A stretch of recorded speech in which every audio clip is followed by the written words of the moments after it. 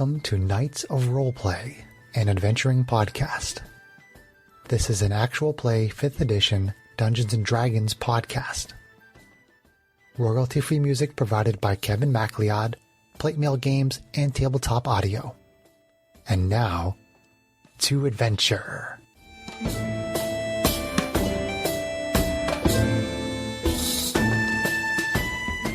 Hello and welcome. My name is Chris Buckner. I'm the primary Dungeon Master for Knights of Roleplay, an adventuring podcast.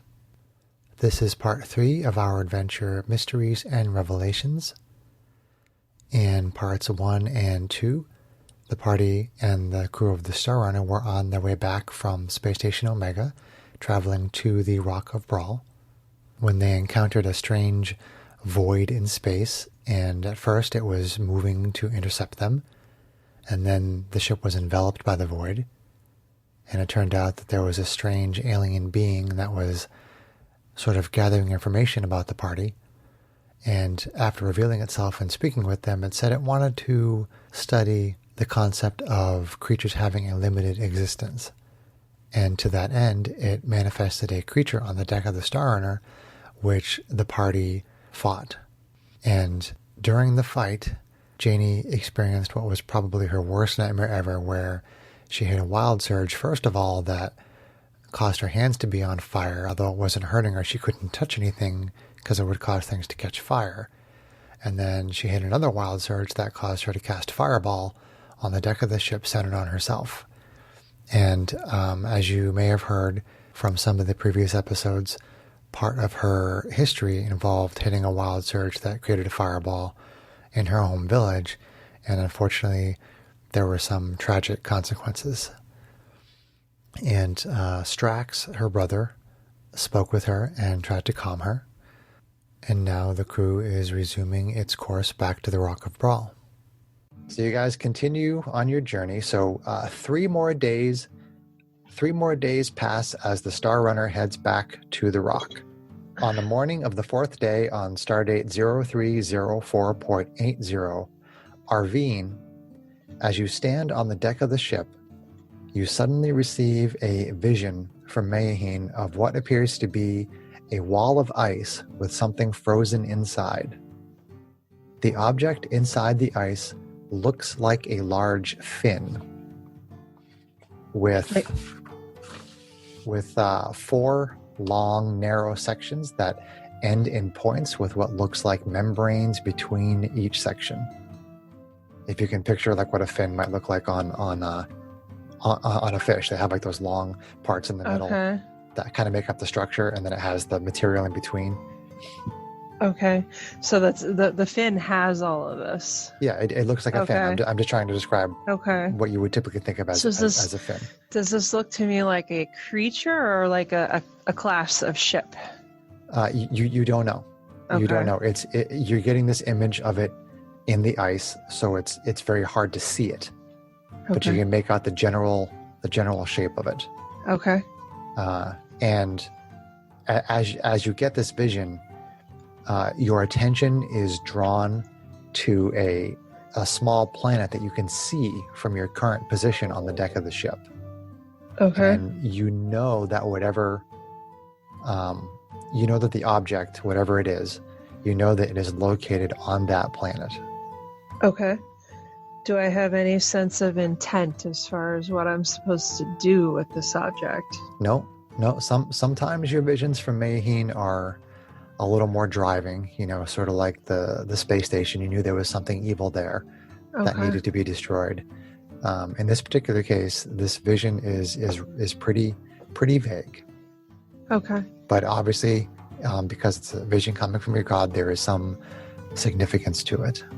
Okay. Otherwise, you wouldn't receive the vision. All right. Are the others from the party on deck right now?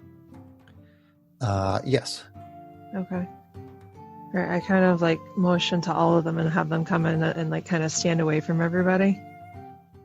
And I say, I just had another vision. That little planet you see over there, like there's something there that I think we need to go and check out. It looks like there's a wall of ice with either like a very large I don't know, creature, ship. It looks like a fish. There's a big, huge fin that's sticking out of the ice with a membrane running along it.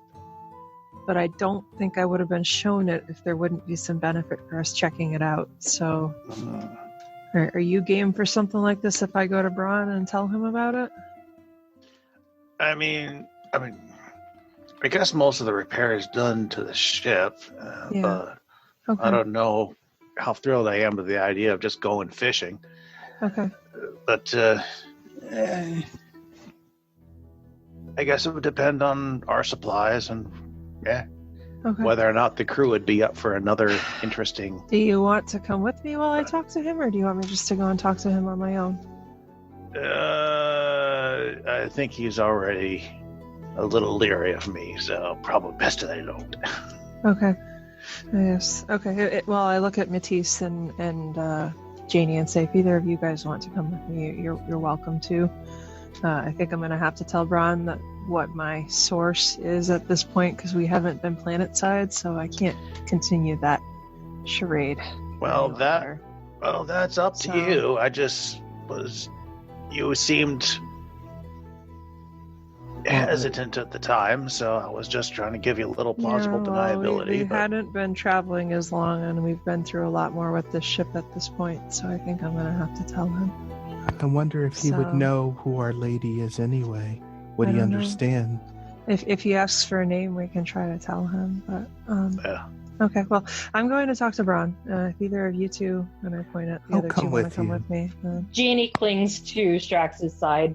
Okay. All right, so Matisse and I go quickly. Is Braun in his cabin, or is he elsewhere? Yeah, he's in his cabin. Okay, so knock on the door. Okay, he answers. Yes. And say, can we talk to you about something? Sure. Why don't you come over into the conference room? There's a conference room that's right next to so go inside the conference room with him. Yeah, he close the door. Yeah. Okay. And say, okay, so I need to explain something to you because it just happened again. When we went to that space station and I talked about a source, the source is the fact that I occasionally have dreams and visions, and those visions are always right. They're given to me by a deity.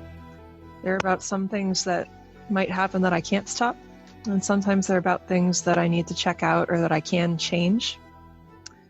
So that happened before, and just now standing on the deck of the ship, there's a small planet that we're kind of passing by right now, and I got a vision of a large object. It could be like a fish type creature, or I don't know if it's maybe a ship even, but it's trapped in a wall of ice on this planet. And usually when my deity gives me these glimpses of something, it's because there's worth in checking them out, or she thinks that there's something I can change. So I see. Based on how the space station panned out, like that was legitimate. You know, Matisse has traveled with me for a long time. She knows that the visions don't usually lead me astray. Yeah, they always are answers that fit the situation at hand. I mean, would you be game for us to detour briefly to this planet on our way back? Well, I'm curious if there is what the reason might have been for you to not reveal the source earlier. All right, so it's just us in the room, and we're sure that there's nobody looking in? Yes, and you don't need to make a check to see that he's not hostile. All right, he's genuinely curious. So the reason I hesitate to tell people why I have these visions is because it has something to do with my heritage, and my heritage tends to make me a target and put people around me who I care about in danger. And basically, I kind of concentrate for a second, and I don't do the full transformation, but it starts. So like my hair starts to glow, the shimmering halo appears, like the glimpse of the wings starts to show up, but just in that conference room, so that I know that not everybody on the crew who I don't trust as much would see it. So I let it stop, and then I kind of sigh and I look at him and I ask him, do you know what an Aasimar is? Not particularly, no. It means that I have celestial bloodline. So my guide is a goddess who, gives me visions and missions and things to check out, or tells me things that might happen or that I might change, because she's trying to use me as a tool for her influence in the world. And my goddess, who is also his patron, she's a protector. I trust her infinitely. But if people know about this, because I'm aligned with the gods, then naturally things that are evil, or who maybe just like good money, might use that to target me or anybody who's around me. I see. And I have to wonder if that presents a danger to my ship and my crew. That worries me too, which is why I've been relatively secretive about it up until now. And Matisse, you have some connection with this god as well? I do. It's been one that I've been on for a majority of my life, and it's something that has caused me to find Arvine and to protect her as I have for an untold amount of time. My visions actually guided me to my first meeting with Matisse and how we eventually started traveling together. And your race, Matisse, I'm not exactly familiar with. Is there any information that you can share about your race? Well, I am what you would call a diva. I'm someone that has lived 1,000 lifetimes. I die and I come back, and I have memories of previous times that I've been existed. And these memories help guide me and give me understanding and clarity over things that we may encounter from time to time. I see. And what is it that Arvine is describing about the connection between the two of you, if it's not too personal of me to ask? Well, very much back in my, shall I say, more bounty hunter-ish more days, she was someone who was, I should say, a target that I was very interested in acquiring. So, unbeknownst to me, however, I did not know the true nature of what power she had and her significance to where we are now. So when I met up with her, this caused me to turn my back on my former life. And when that happened, let's just say the person I am now is not the person I was back then. Did you lose one of your many lifetimes because of this? I did. That was quite a sacrifice for Arvine. This is a very significant thing that you did, and I appreciate the two of you coming to me and being honest about this. And we travel around a lot, and being on a ship is probably a relatively safe place for someone as yourself, Arvine, who might be hunted. And I believe that we can work with this. I feel good about what you have shared with me. I feel that you are both trustworthy and obviously are willing to sacrifice for each other. When I spoke with Strax earlier, after his sister ran off, I didn't know quite what to make of what happened. Do you think that perhaps you could talk with the two of them, maybe have them come and talk with me and have a open, honest conversation such as we are having now, and maybe describe to them the the way that we have been open and honest here, in the hopes that they could have a similar conversation with me? Well, I think we could try, but I do know that whatever has gone on with them, like they call each other brother and sister, like we don't know the reasons for that, and if we did, it wouldn't be our place to say. But I mean, at the end of the day, Strax and his culture, they seem very secretive, and Janie, for her part, seems very hurt by things that have happened in her past. I see. Enough so that she hasn't been comfortable to tell us about it yet, even though, we've traveled and been through a lot now. So I don't want to force that on her, but for your sake, I will try to ask and just see what they think. And yes, I would consider them both to be very trustworthy people, as we've had to learn how to interact as well as become team members with them. So yeah, what I can say is that my goddess does give me a very good sense of what is good and what is evil, and if she thought that there was a problem with one of the two of them, I feel like I would have had a vision warning me by now. So I do not think that there's anything evil there. I do not think that there is evil there either. And the conversation that the three of us have had, there's a lot of honesty and a lot of trust that has been built between the three of us in this conversation. And if you can vouch for Janie and Strax, that is good enough for me, but please let them know that I am here if they decide to open up. I also do not want to push the issue. Yeah. They are working probably through something, and that is their business, but please inform them that we, the three of us, have established trust, and if they ever feel so inclined, that my door is always open. Okay. Thank you. So, all right. Greg, give yourself some inspiration for role-playing, Greg. Yay! Oh, thank you. Yay! Inspiration all around.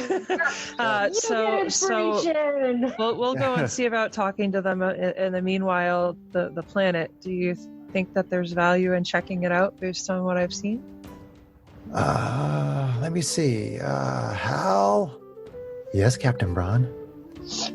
I love it when you talk to yourself. So awesome. All the different voices. It's great. I love it. It's a little weird. Hey, we got the bar again. Go to the bar. He basically asks. Pocket self. He asks her if she knows anything about that planet, and she explains that it's called the planet is called Phrygia, and it is an ice planet.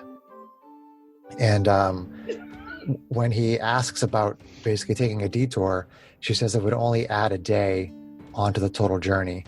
Okay. And then Braun agrees that if you're following your vision, that he's okay with adding a day to go to the planet. Okay.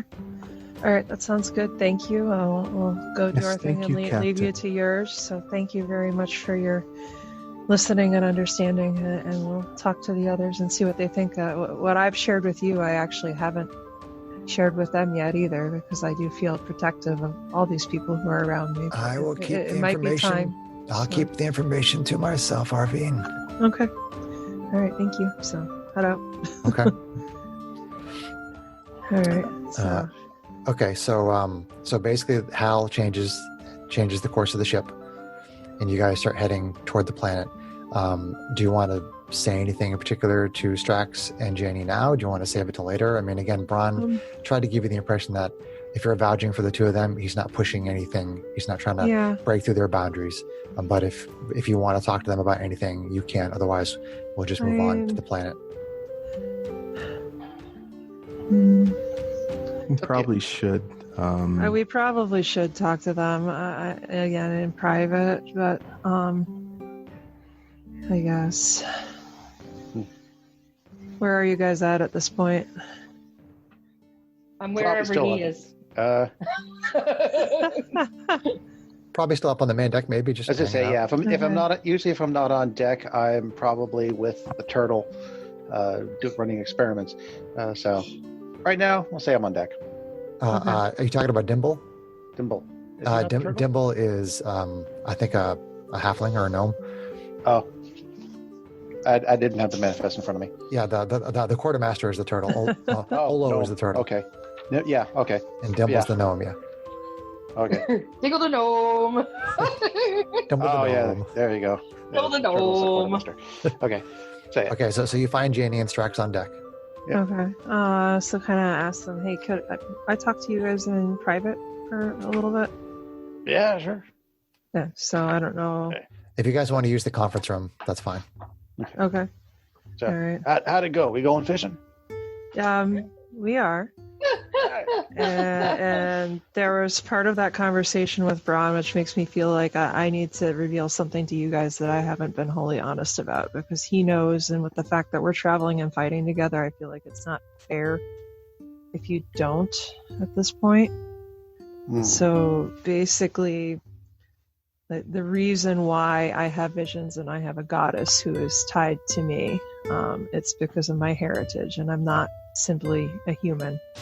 And I basically do the same thing and show the same partial transformation. So you see this like quasi-angelic being standing there instead of Arvine, and then I stop it. Strax does kind of narrow his eyes and kind of looks stern on that one. There is something called an Aasimar. And that is what I am. Aasimar. Assimar, or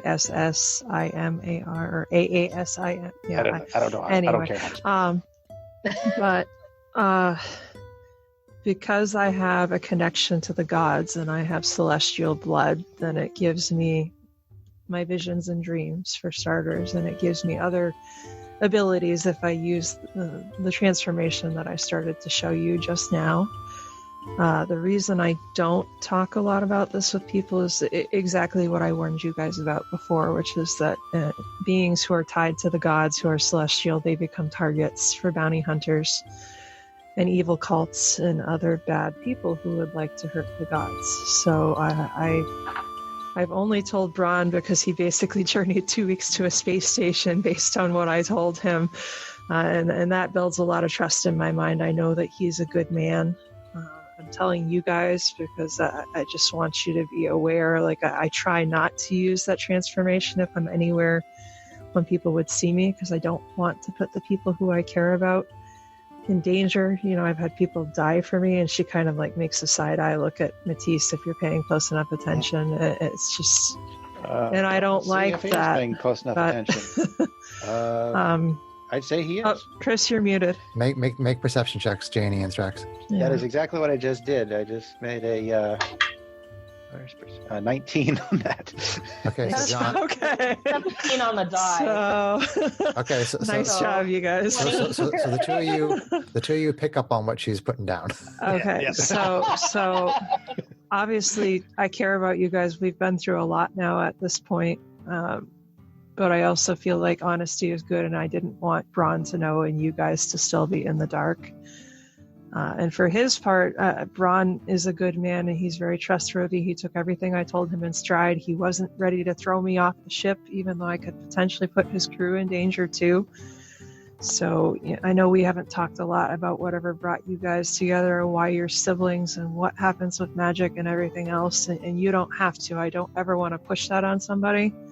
But I do want to let you know that he conveyed to me that he's willing to trust, and he's willing to be open with you guys if you ever decide you want to talk with him. And on top of that, I'll tell him tell you exactly what I told him, which is, and I look at Janie and I go, Janie, I have a goddess, and she tells me when there's evil, then I need to hunt down and stop. And if she thought you were evil, and I'm kind of like, my eyes are almost tearing up at this point, like she would have told me that I needed to stop you. So I do not think that you are evil. Oh. Well, so that's just, it's out there now. You see 2 individual tears start to drip down Janie's cheeks, as she very slowly loosens her grasp on her brother. And she walks over to Matisse. To Matisse? Yeah. To Matisse. And puts one hand on either side of her face if she can reach. She's taller than me. She might be able to. She bends down. and she whispers, I knew you knew what it was like to be haunted by a past, to have lived more than one life. Yes, child. I know what that's like, and I know how that feels. And know this, that even though your life, your past one, may be something that you're trying to run away from, it's there because it makes you stronger. And I, for my part, am here now because of the fact that I gave into something that is going to be for a better and greater good. And that was how Arvine and I found each other when I died. And that past is now this present. Oh.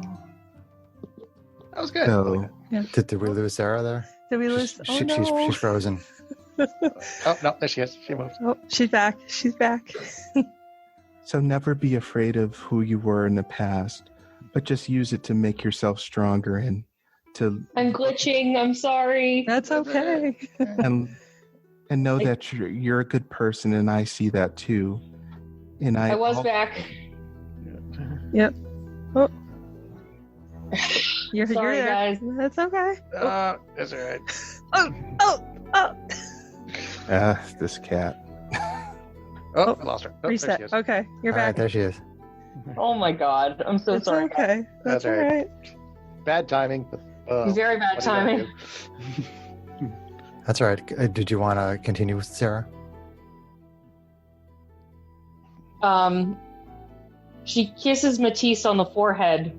Aww. Thank you. And she turns to... Why can I never remember your name? Arvine.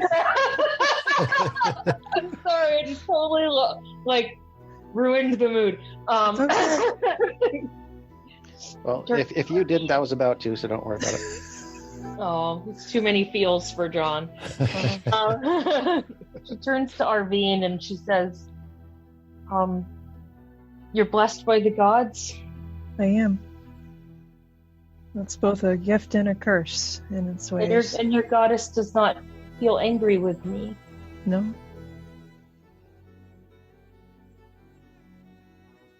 Maybe my brother was right. I think so. Brother? Do you think it's time to tell our tale? It's your tale to tell. I don't remember half of it, so if you could tell it for me. He's like, damn you! Come on, John. Bust those role-playing chops. It seriously would have left it to her to decide. Yeah, that's fine. Because it mostly revolves around her. It's her choice, for sure. Right.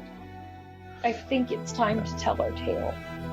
Well, and I think that's we up should to you. be a captain and... Well. Do you want to tell it to us first, or do you want us to go get Captain Braun? No, I think it's better that Captain Braun not know for the moment. Well, I can't say for certain whether or not you, Arvine, would have been deified or sacrificed by our clan. If that kind of puts things in perspective. I don't know a lot about hobgoblins, so you'd have to tell me what your culture is like. Well, there's a lot to tell, and probably not a lot of time to tell it. Suffice it to say, we had a fairly decent life in the hobgoblin caves. I had finished my time on the front lines. I was allowed to retire to my forge simply because I could make some of the best armor and weapons pretty much on the entire countryside. Janie here had always had a gift for a bit of the arcane, and she was taught to also to fight to defend our village. And things were going fairly well until we had a bit of an incident. I think after today, you could probably guess what that incident was. Mm-hmm. Half the village didn't survive. Mm. I've never known what makes it happen. It just happens. Yeah. No, even some of our best mages couldn't figure that one out. Mm. Well, to make a long story short, I know, too late. I struck a deal with some nearby with some shamans outside of the village, and got Janie, my sister, back. Not quite in the same way that she was, and kind of got kicked out of our village for it. So, after this and that, a little bit of wandering around, here we are. I'm mostly looking for ways to help out Janie with controlling with whatever it is that's going on with her, and she comes along. Well, from what you say, it sounds like your people are very warlike and intolerant of those who are different. I guess you haven't met too many hobgoblins, have you? Yeah. I like I said, I Suffice don't. to say, we were both considered very weird. So, well, I'd say that's a good thing that you're not like most hobgoblins, and I'm honored Janie, to travel. Janie, we never met anybody that wasn't a hobgoblin. So, yeah. Well, it sounds like cruel. Sounds like you've had a huge burden for a long time, and I hope you feel better for having told your story, so that you know that you're not alone, and all of us are searching for something, and all of us are the same in that way. Yeah. Yeah. I mean, well, the hard thing is that one thing you need to know about Hobgoblin Society is that we do value our clan and our family above all else, which is pretty much why I ended up getting kicked out by essentially choosing Janie over the village. Well, I'd make the same choice again if I had to, I suppose, but that's what's kind of what put us on the run. I don't know where I was going with that. That's okay. I think I'm glad that you made the choices you did, and I'm honored to travel with someone who would do so much for his sister. And we're both honored to travel with all of you. Well, and I kind of look at Janie and say, and that's right. But anyway, don't be afraid to talk with us. I know it's not exactly the same thing, but having a gift that is also a curse, I do appreciate that perspective for sure. And certainly if we were to find anything that would help you to control your gift, then I will stand with you and help you to find those answers if that's something you want to do. Yeah. Well, you can kind of see why we don't really want to talk with Captain Braun about this. Oh. If he kind of knew how difficult we had with some control issues, there's a good chance he might take the more cautious approach and decide that we're a bigger risk to the ship than we're not worth the risk to the ship, I should say. I don't think that that's likely what he would do, because if he was going to be super protective of the ship, he would throw me off. I mean, I'm not going to lie. I had to leave my homeworld. I had to leave my people. to protect my family because of what I was. And then I had to leave my parents because I saw a vision of them being killed if they continued to travel with me. So I don't even know where they are. So if he really wanted to protect the ship, he would have thrown me off. But I think he values good people, and he thinks that you're good people. And I'm inherently dangerous, so, you know, I'm sure my past will follow me wherever I go as well, so... Yeah, but for the two of you, you can escape your past on the ship. But poor Janie here can't escape who she is. Right. And honestly, I can't take that risk. I mean, do you think that... if I lose the ship, I lose my best chance to find what I need. She reset. I mean, I think that Braun, if anything, would probably feel motivated to help you research ways to help your sister. But I mean, it is absolutely your decision to make. You guys have to decide if you want to share with him or not. So, and you have to feel more comfortable with it too. So if you're not ready for that, then you're not ready for it. It's not so much a matter of comfort as much as it is a matter of practicality. If we can get if we can get her abilities a little more under control, I'll see about talking to the captain then, maybe. But till then, yeah. I kind of look at Janie and say, like, what's your feeling on this? This has been a lot in one day, and I'm telling you what we've told you. It's very hard for me. Mm-hmm. I must say that knowing that I have someone with me that knows the burden of a second life is comforting. Yeah. Matisse, when we were on the space station, you recalled the past. Do you think you could help me recall the events that led to my accident? I can try that. If it's something that has an emotion associated with it. Right, but Greg, it doesn't quite work that way. Basically, it's like if there's a strong emotion associated with a physical place. I mean, it sounds like we're having an adventure back to my home. Do we need to do? Oh, that's going to be dangerous.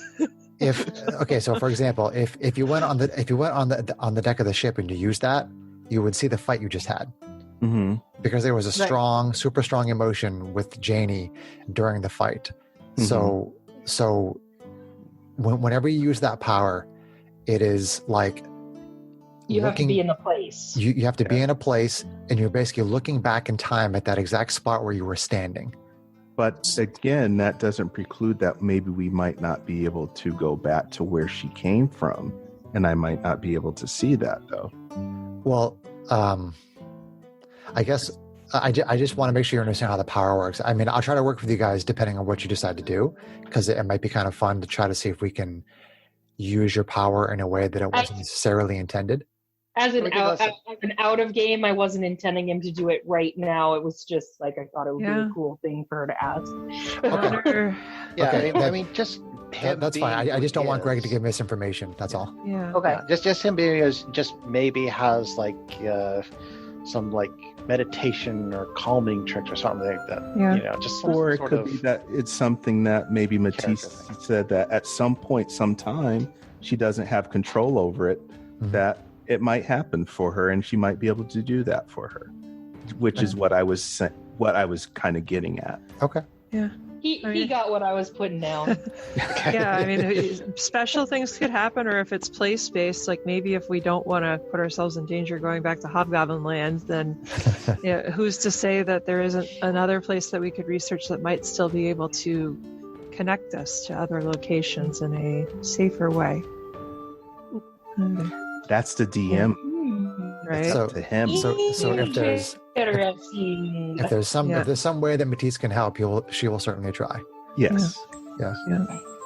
Okay. Cool. So I kind of say, it's the desire for family. I know you guys left your people and I've left mine, and we've been on the run for all this time. Like, I really hope that this ship is a place where we can kind of, at least for me and Matisse, kind of start another family with people we can trust, but still be safe and keep the people we care about safe. Well, Ron seems supportive of that, at least for our part. So, yeah. Well, Do you appreciate hear it. I'll see how that goes. But yeah. Now on to more pressing business. What's this fish? I don't know. Yes, Greg, I do hear a little bit of a high-pitched... Yeah, there's a whistle. I don't know if it's... It was Sarah's thing being frozen. Oh, the kitty ears. Oh, she popped again. Poof, poof. Oh, okay, there she is. Repositions. All right, we got Sarah back. So I don't know a lot about the fish other than there's this giant fish-looking object trapped in a wall of ice that Mayaheen, that's my goddess, thought it was important enough that we should go check it out. Well, if it sounds fishy, it sounds right up our alley. So let's go. Thank you. Thank you very much. I appreciate that, Janie. We're going to need some fire. We may need our cold weather gear. Who do we know who could use fire?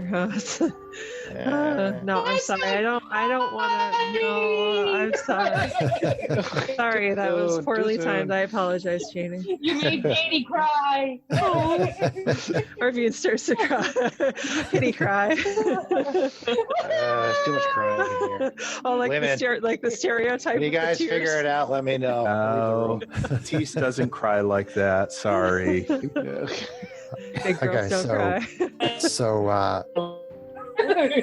So it takes half a day, and the ship approaches the planet.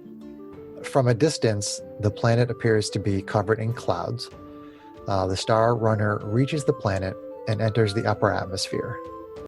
It's usually pretty cold in the upper atmosphere of a planet, but the air around you bites into your skin with a cold you have never felt. The temperature rises slightly as the ship descends, but the air is still very cold. Captain Braun has Quartermaster Olo get furs for the entire crew to wear. And Arvine, as the Star Runner approaches within half a mile of the planet's surface, Mayaheen's influence directs you which way to go. Okay. So you relay this information to Hal, and after another hour of travel, the Star Runner arrives near a large ice cave that is located on the side of a mountain. So Hal hovers the ship just over the icy surface of the planet, and a rope ladder is lowered for the party to disembark. And Captain Braun says, well, good luck. Hal will relay information from you to me as usual, and let us know what you find. Okay. Okay. Will do. Thank you. So... Okay, so you all disembark? Did we have Maze sing to us? Yes. Cool. Maze entertains you very, very, very well. Sings you a song. With his outrageous accent. He is outrageous. Three temporary hit points. Three temporary hit points. 3. 1, 2. Yeah. Pause for just 1 second. And you guys have had a long rest, so don't forget you've had a long rest. Oh, John is checking something. Yay for spell slots. What's going on, John? I want to check on a something that I might want to do while we're en route. Okay. That might come and pause for a second while John checks on stuff. Let's see. I gotta say, when you guys play on Zoom, you role play awesome. Well, you gave us a good. Yeah, we had some. The door opened. We really had good vehicles for it. Whereas I think before we really would have been much more withdrawn and secretive, just because we were newer to each other. Yeah, I did. Yeah. My hope with this adventure was that I would be able to get some deep role playing out of it, and I'm happy that I was able to facilitate that. And you guys did great. Yeah. There's still quite some more to tell too. Yeah. We're just scratching the surface. Yes. There were some real emotions going there, man. I know. Some of them were yours. We got the DM of the feels. I was like, oh. I am probably going to regret this, but... Oh, boy. Boy. While we're en route, considering and knowing that we're heading to an ice planet, best that I can do at the moment, I'm going to take my little modifications that I did to my black powder pistol and take them off, and grab kind of an old jar and start playing around with that a little bit. Okay. Make like a firebomb. Yep. I'm going removing my infusion from my black powder pistol, so it's just a regular black powder pistol now. Sure. And create an alchemy jug. Okay. Make an alchemy jug. Got it. So. Boom, boom, pow. Because one of the things the alchemy jug can make is acid, which is nice. Interesting. Okay. Is there anything else that anyone wanted to do during the travel there, or can I just pick up from where we were at? I put a coat on because I'm cold. Yeah, well, I mean, the captain has furs for everybody. So. A 7-foot tall fur. Yours doesn't fit quite as well as everybody else's. We can sew two together for you or something. A fur mini skirt. You just gotta find a tauntaun and use your laser sword to cut it open and get inside. Oh my god.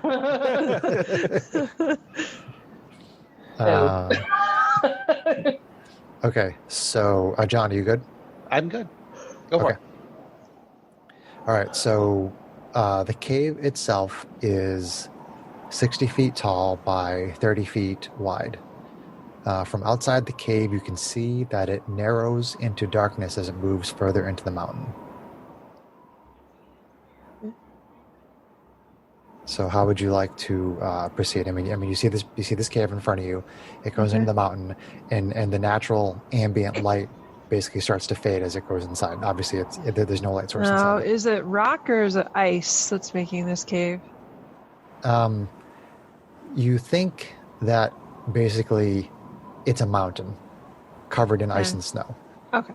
And I mean, a big part of the opening of the cave is ice sort of encrusted around the outside of the opening in the side of the mountain. But there's rocks, so it seems like it's more stable and relatively There is a lot of rock, yes. Okay. Yes. Is there anything that we could hear from inside the cave standing at the outside, or is it too loud? If you want to approach the mouth of the cave and make perception checks based on hearing, you can do that. All right. I'll do that. Perception. Oh, I'm good at perception. I'm perception. I am not great today. I got my passive. Oh, no. Passive for me. 14. 7. Passive for me. 20. 3. Nice. Yes, Drax. Are we all perceptifying? Yes, Yeah. please. So, Greg, what's your passive? 13. And I got a 7. Okay, so 13 from Matisse, and Arvine was what? 14. My 14. passive, yeah. Strax was 20. 13 passive. 13 passive from Jenny. Okay. I rolled a 3. Whoopsie. So you got a 20, Strax. That's pretty good. So you're standing at the mouth of the cave.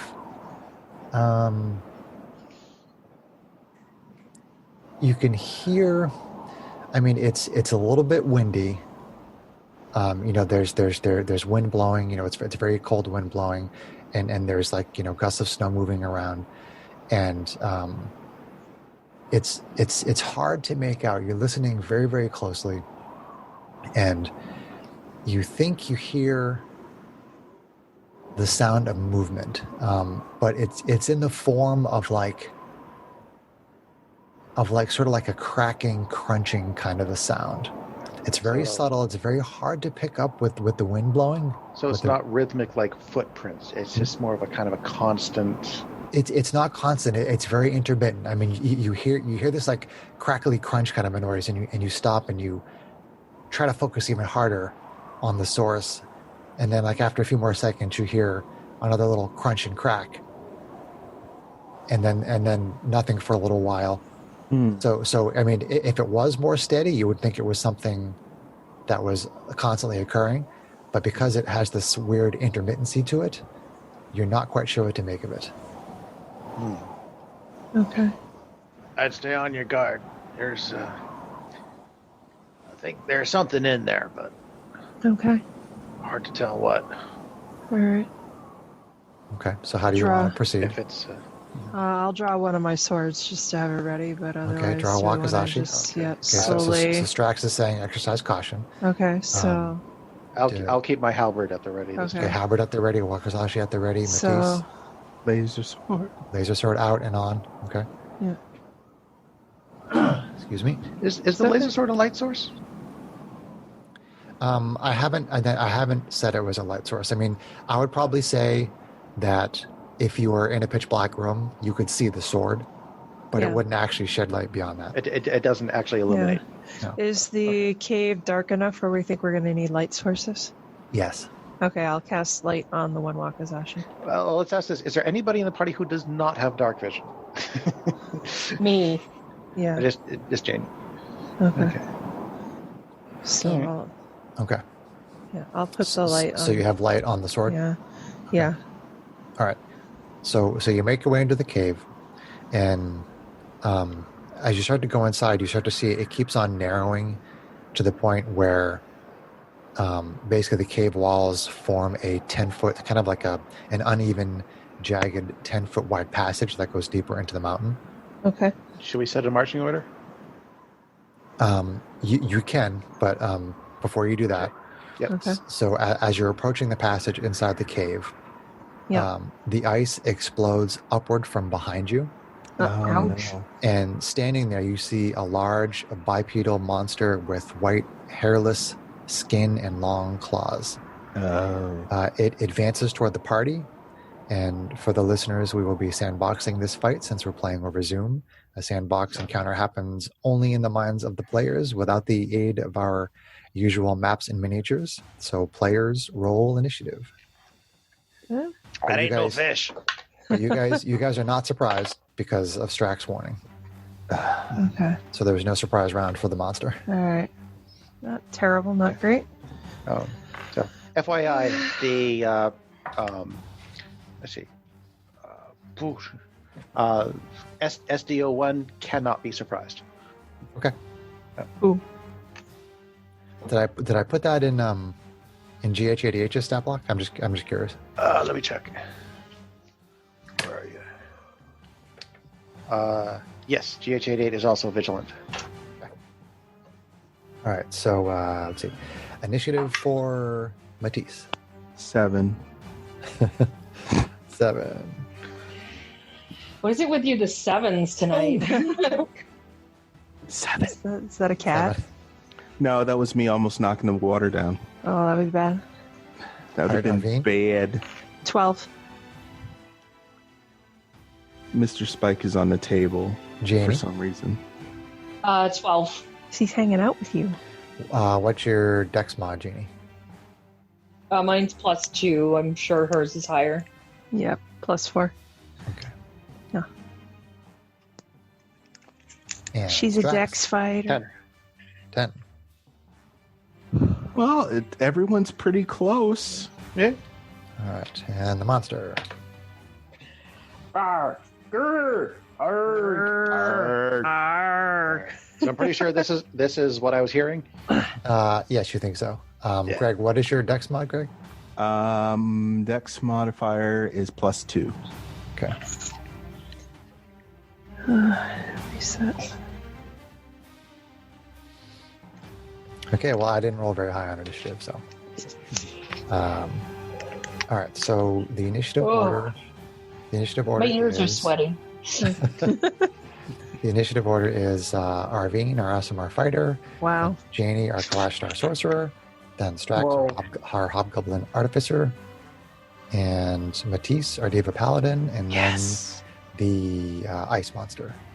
Yay, I am not last. I bet he Ice doesn't like monster, fire. you say. I bet he doesn't like Fiwa. Fiwa? Ice monster, you say. Interest. All right, so Arvine, our Asimar fighter, you are first. Okay. All right. So Bring your critical. draw the second sword. I mean, is the guy like right next to us? How far away is he? Yeah, he's like 15 feet away. Okay. So I will run up to him. Let's see here. And I'm going to use a bonus action to... what am I going to do? Yeah, I'll use a bonus action to give myself advantage on the attack with my samurai ability. And that gives me also...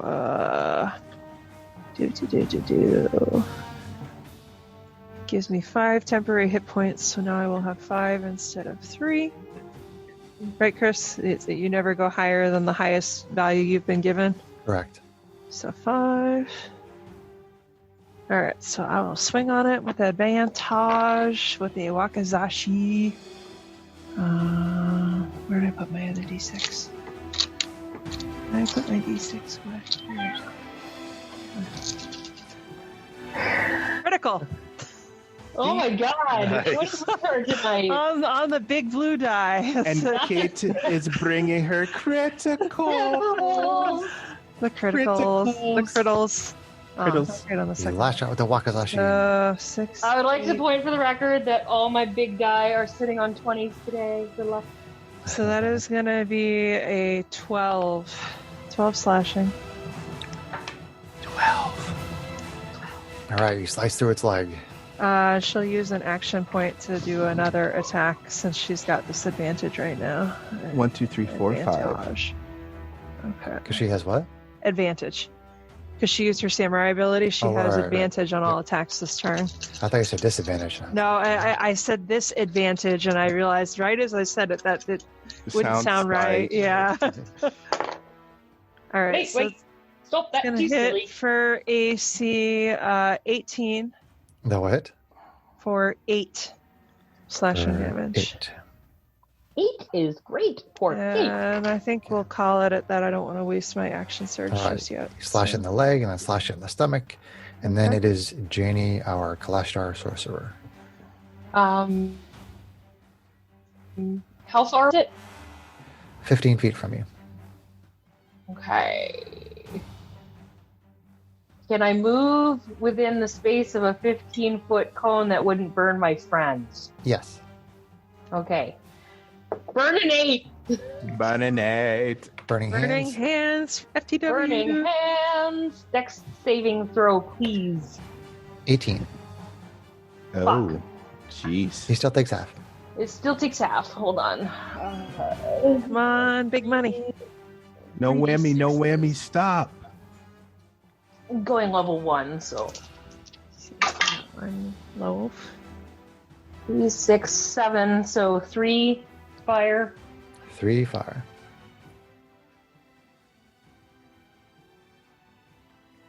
That wasn't good damage. That's okay. It happens. It's still relevant to something that has to do with this creature. So, Oh. okay. So you burn it. It kind of tries to move out of the way. It takes a little bit of damage, and then it is Strax, Hobgoblin Artificer. All right. I'm once again going to do something stupid because that's what I do. Oh, boy. Oh, John. Because that's what John does. And we love him for it. So because I like playing with my toys, I am going to actually grab my alchemy jug and tell it to produce oil. Okay. I was just looking up the rules on oil. I can I can splash a creature with oil that is within 5 feet of me if I make a ranged attack on it. So I'm going to try to see if I get myself into a position where I can get flanking with Arvine. Yes. Yes, so to cancel that out. But hold on a second. This is very interesting because it says you have to be within 5 feet to make a ranged attack, which would give you disadvantage on a ranged attack. I know, that's why I wanted the... Flanking to let do me a read you the normal whole thing. attack. Oil usually comes in a clay flask that holds 1 pint. 1 pint is exactly how much I can make. As an action, you can splash the oil in this flask onto a creature within 5 feet of you or throw it up to 20 feet, shattering it on impact. Make a ranged attack against a target creature or object, treating the oil as an improvised weapon. That's weird. Okay. So On a hit, the target is covered in oil. It almost feels like they didn't write the attack for splashing it. It should be a separate thing. What is the effect? Like if you were to hit it with a ranged attack, what is the effect? The effect is it is covered in oil, and then if it takes fire damage, it takes an additional 5 fire damage. Further from. In other words, you light the oil on fire. Yeah. Okay, so the way that I am interpreting that cocktail. is that if you are adjacent to it, you just throw it on. If you're not adjacent, you have to make a ranged attack roll. Okay. So no attack. You just do it. So no attack. I just splash. As long as you're within 5 feet of it. If you get adjacent to it, you can do that. If you're not, you have to make a ranged attack. Well, I will have to get a dash because I am not throwing my. I'm not throwing my alchemy jug. Yeah, he doesn't want to break his alchemy jug. Right. That's pretty cool, though. Is it already on fire? Yeah, it's nothing worse than breaking jugs. So Strax moves up to it, and he opens up that jug and splashes oil all over it. That's wicked cool. I will then... Okay. I assume you're not getting into flanking for that. I don't really need to get into flanking for that, no. Yeah, it leaves it open for Matisse. But if Arvine and you are on two sides of it, then other people can move in to flank with the two of them. Yeah. Right. I'm actually for my bonus action, I am actually going to move the steel defender in. Yeah. To attack. Okay. Good shit, man. So at least I get an attack in.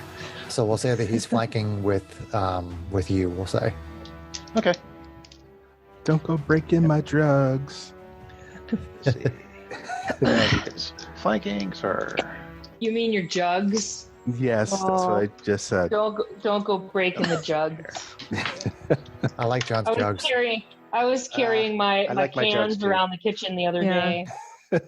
John has nice jugs. Hey, Sarah, are we going to need to leave space for you to do that cone attack again? Sorry, John's taking his turn there. Sorry. AC 22. AC 22 with the steel defender. Yep. For 5 force damage.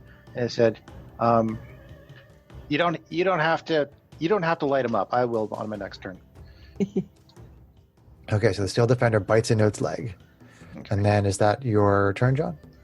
Yep, that is my turn. Okay. GH88 is still on standby? Okay. Yep. So then, Matisse, if you want to step into flanking with Arvine, you can do that. I will do that. And I will prepare a laser sword attack. Laser sword.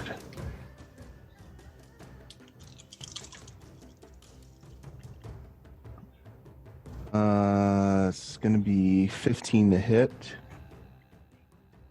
15 to hit. You do connect. And that is going to be for 12 damage. 12 damage.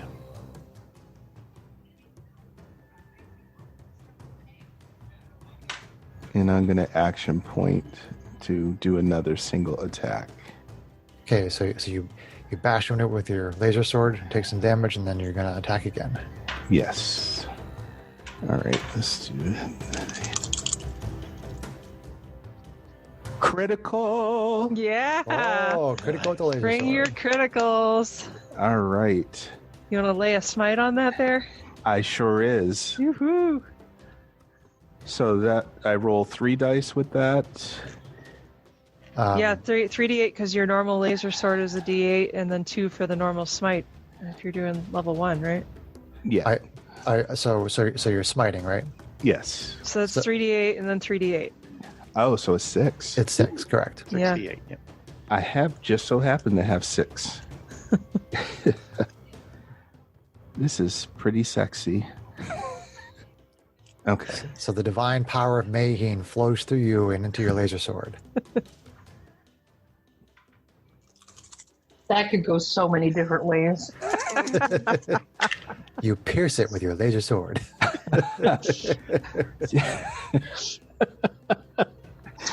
Oh boy. Sword. All right, so My 3, steel Schwartz is as big as mine. 5, Now let's see how well you can 10, handle it. 20, 22, plus your 5, Yeah. 27. Yeah. 27. Ouch. Dang. In a row? Okay. You channel the divine power of Mayheen, and you attack it with the sword, and there's a huge, gigantic welt in its back right now. Nice. Stabby, stabby, ouch. Is it bloody? Is it bloody? That hit definitely bloodied it. Yeah. So then it goes, and you actually see that giant welt. You see some of it heal up. Oh. Poop. Really? He took Ooh, even with actually, the fire? wait. Yeah. Jenny, you hit it with fire, right? Yeah. John, I was right there with you. Yeah. So you do not see that welt heal up. Yeah, fire damage. And that is because of you, Janie. Yay! Okay. 3 points for the win. So it is going to bring all of its attacks onto Matisse, who just hit it for all that damage. Tank got a First tank. one at disadvantage. All right. First one at disadvantage as the steel Yeah, defender gets in the way. SD. All right, let's see here. First attack. So it tries to bite you, Matisse, Okay. and it is AC 15. That is going to miss. Okay. And then it is going to try to claw you twice. Okay. First attack is AC 23. That's going to hit. Okay, for 10 slashing. Ooh. Okay. And then second claw, Yikes. That was some hefty damage. AC 16. That will miss. No miss. Okay. So that's 3 attacks. And no regeneration, thanks to Janie. Yeah, JD. And then it is back up to top of round 2, Arvine, our Asimar fighter. Bring your criticals. All right, so she's got flanking with you at this point, I think. So Correct. she is gonna swing away with her wakazashis. Wakazashi. So that's definitely gonna hit for AC 24. That will hit. That is gonna hit for 7 slashing. 7 slashing. She's gonna swing with the offhand wakizashi. Ooh, maybe not that one though. AC 15 to hit. AC 15, you cut through it again. Okay, that's gonna hit for 8 slashing. Okay. And I think she's gonna stop with that because I still feel like I should hold my action surge for later. Okay, 2 slashes across its side, and Yeah. you are good. So then it Yep. is Janie, our Kalashtar sorcerer. Okay. Come in.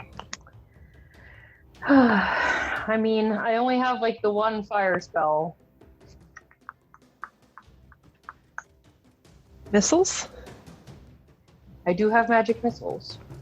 Ray of Frost probably won't help here. That could work. I don't think. I was just thinking that. I could try to shock him. I think we're all too close at this point for me to burn hands. So let's magic missile. Magic missile. Magic missile. Sarah, do you also, if as part of your spell selection there, do you have Firebolt? I do not have firebolt at this time. Okay. Magic missile it is. Magic missile it is. So 3 darts coming at ya. Level 1.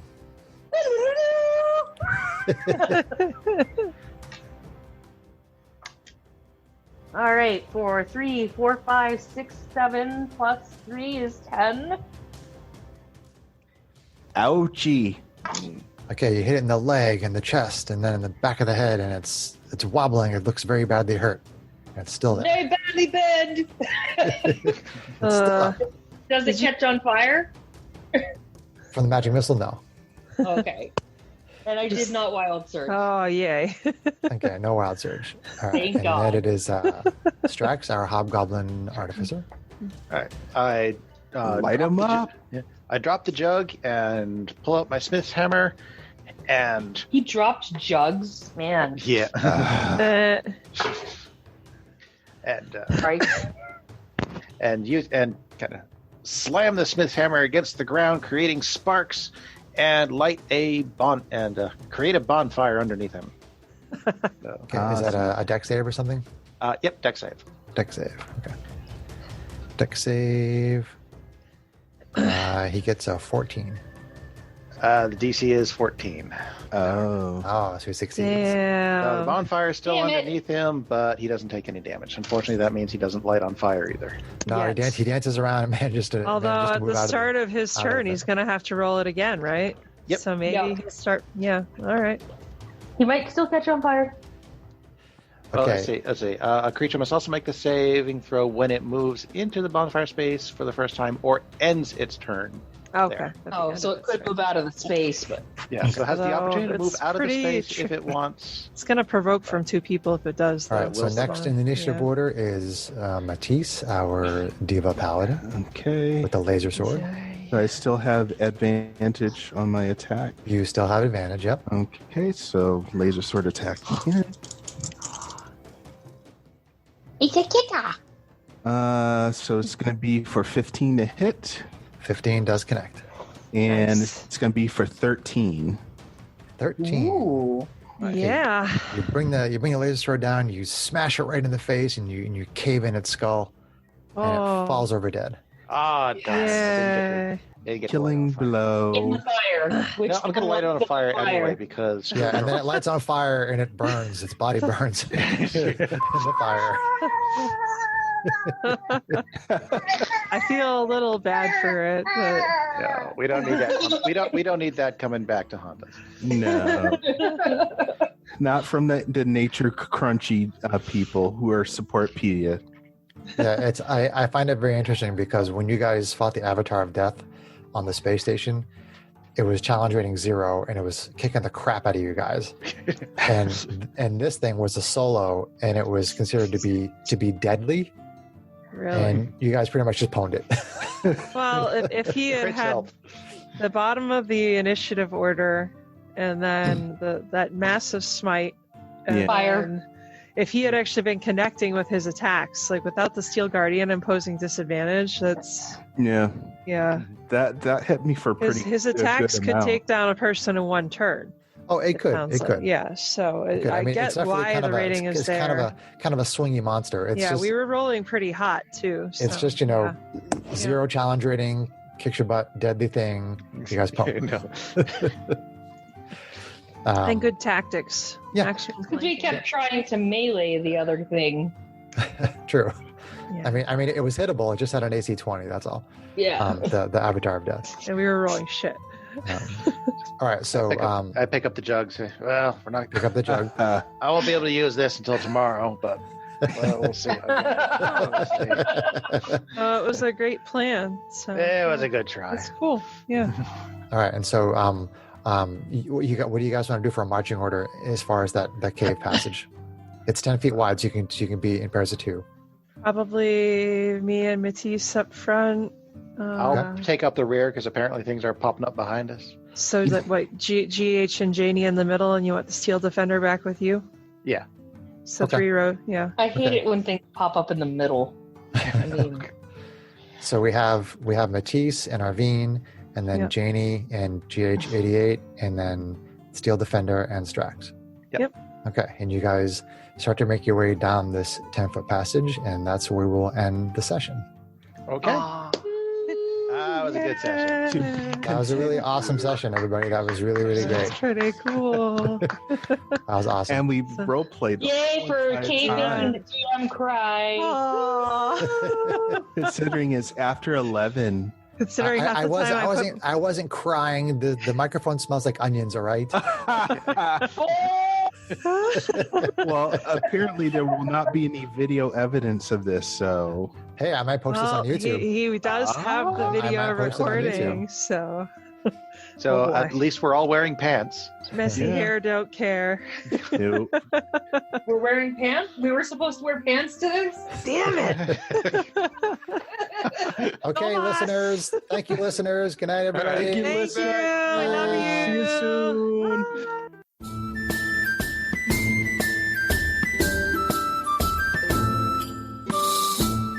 If you enjoyed this podcast, please leave us a review anywhere this podcast can be found. Our social media links, plus additional content, can be found on our website at knightsofroleplay.com. Please tell your friends about Knights of Roleplay, an adventuring podcast, and spread the word through social media. Your help and support are greatly appreciated.